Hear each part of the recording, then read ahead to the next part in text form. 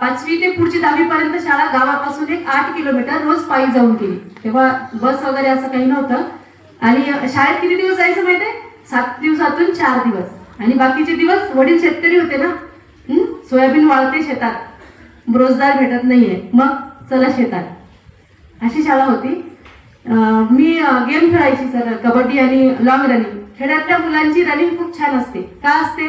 शाळा लांब असते, असंच पळत पळत जावं लागतं, अशीच प्रॅक्टिस होऊन जाते. तर 10वीचे मार्क सांगते मी तुम्हाला. 10वीला फक्त 52% होते. मला म्हणजे काही वाटत नाही त्याचं की मी 10वीला मागच्या बेंचवर बसणारी 52% असणारी मुलगी होते. आणि 11वी-12वी मी हिंगोली जिल्ह्यात आदर्श कॉलेजला केली. 11वीला असताना एक डॉक्टर बाबासाहेब आंबेडकरांचा एक मराठी विषयात एक पाठ होता, विद्यार्थ्यांना जागृत व्हा. थोडंसं मुलांना तो मला वाटतं सांगितलं पाहिजे. तो असा एवढा सुंदर पाठ होता तो.